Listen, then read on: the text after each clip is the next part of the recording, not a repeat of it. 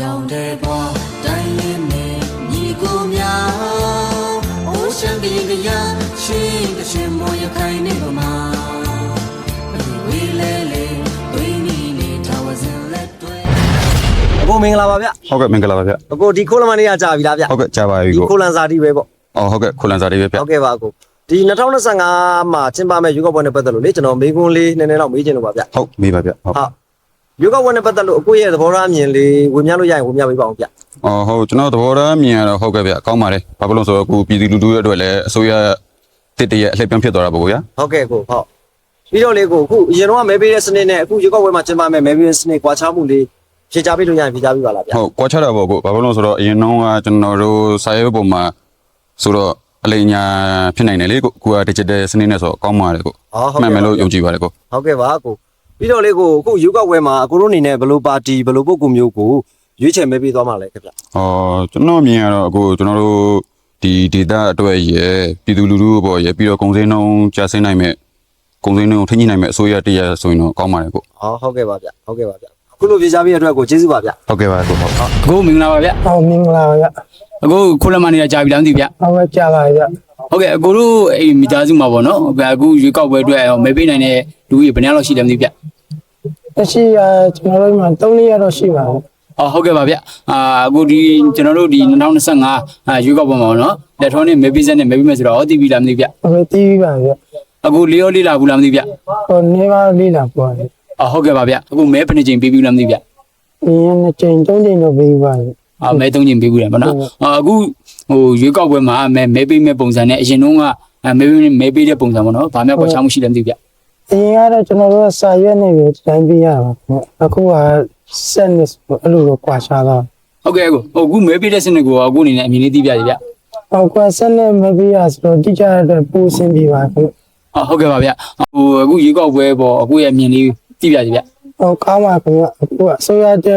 ့ပေါ်ထွန်းလာမှာဖြစ်တဲ့အတွက်ကျေးဇူးပါခင်ဗျဟုတ်ကဲ့ပါအခုရွေးကောက်ပွဲမှာပေါ့နော်အခုအနေနဲ့ဘလူးပါတီဘလူးပုံကူမျိုးမဲပေးသွားမယ်လို့ပြင်ဆင်ထားပါလေဗျကျွန်တော်တို့ရဲ့ရွာကျိုးနိုင်ငံကျိုးတပူနိုင်တဲ့ပုံကူကိုပဲမဲပေးသွားပါဟုတ်ကဲ့ပါအခုလိုပြေချပေးတယ်ကျေးဇူးတင်ပါတယ်ဗျကျေးဇူးပါခင်ဗျမင်္ဂလာပါဟုတ်ကဲ့မင်္ဂလာခင်ဗျဒီခိုလန်စာတီပဲပေါ့ဟုတ်ပါတယ်ဗျညီလေးကဘာလုပ်ငန်းလုပ်ကိုင်လဲမသိဘူးကျွန်တော်မှစိုက်ပျိုးရေးလုပ်တယ်စိုက်ပျိုးရေးပေါ့နော်ဟုတ်ကဲ့ဗျဒီ2025ဒီဇင်ဘာမှာကျင်းပရမယ့်ရွေးကောက်ပွဲနဲ့ပတ်သက်လို့လေမိကုန်းလေးနည်းနည်းမေးချင်လို့ပါညီဟုတ်ကဲ့မေးပါခင်ဗျဟုတ်ကဲ့ဒီရွေးကောက်ပွဲနဲ့ပတ်သက်လို့ညီလေးရဲ့သဘောထားအမြင်လေးဝေမျှပေးလို့ရရင်ဝေမျှပေးပါလားရွေးကောက်ပွဲလုပ်တာလည်းကောင်းပါတယ်ခင်ဗျာအပြောင်းလဲလေးလည်းဖြစ်သွားတော့ပေါ့ဟုတ်ကဲ့ပြီးတော့လေအခုညီလေးတို့အိမ်မှာမဲပေးပိုင်ခွင့်ရှိသူဘယ်နှဦးရှိလဲ2ဦးရှိပါဗျ2ဦးနော်ဟုတ်ပြီးတော့လေဒီအခုမဲပေးတဲ့စနစ်ကအရင်ရွေးကောက်ပွဲနဲ့အခုရွေးကောက်ပွဲနဲ့ဘယ်လိုကွာခြားမှုရှိလဲသိပါလားဟုတ်အရင်တော့စာရွက်နဲ့ပဲမျိုးမဲပေးတာဟုတ်အခုကျတော့ electronic စနစ်နဲ့မဲပေးပါဆိုတော့လည်းကောင်းပါတယ်ဟုတ်ကဲ့ပါညီလေးဟုတ်ကဲ့အခုဒီရွေးကောက်ပွဲမှာလေလာမယ့်ရွေးကောက်ပွဲမှာညီလေးတို့အနေနဲ့ဘယ်လိုပါတီဘယ်လိုပုဂ္ဂိုလ်မျိုးမဲပေးသွားမလဲဗျဒီကျွန်တော်နေတဲ့ဒီတော့ဖွင့်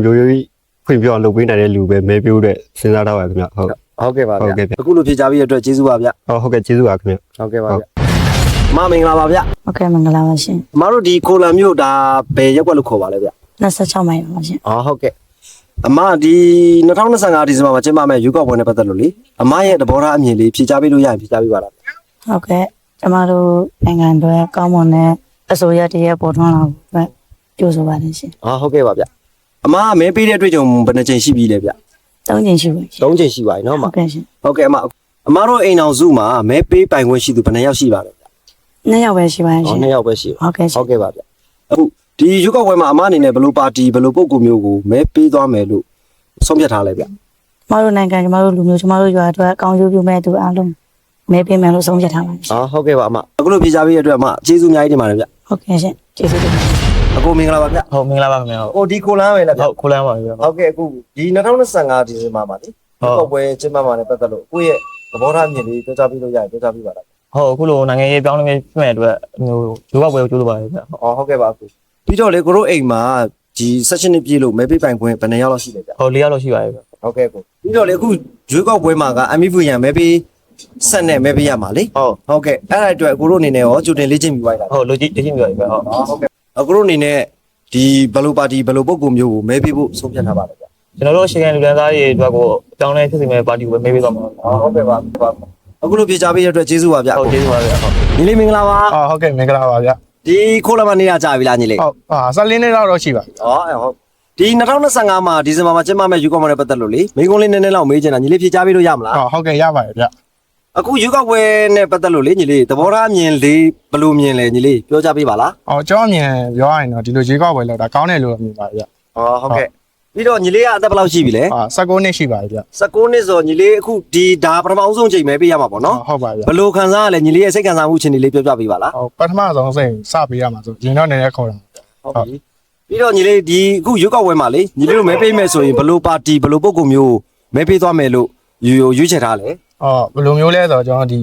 အခုကောင်စိမ်းနှုံးတွေကတားတက်နေတာဆိုတော့ကောင်စိမ်းနှုံးနဲ့ကြောက်အောင်လုံးမဲ့ပါတီကောင်စိမ်းနှုံးတက်အောင်လုံးမဲ့ပါတီနိုင်ငံအောင်ကောင်းအောင်လုပ်ပြီးပေးတင်တယ်လို့ထင်ပါဗျ โอเคပါညီလေးကျေးဇူးပါနော်ညီလေးဒီလိုဖြေချပေးတဲ့အတွက်နော် ဟုတ်ကဲ့ပါဗျကျေးဇူးပါဗျ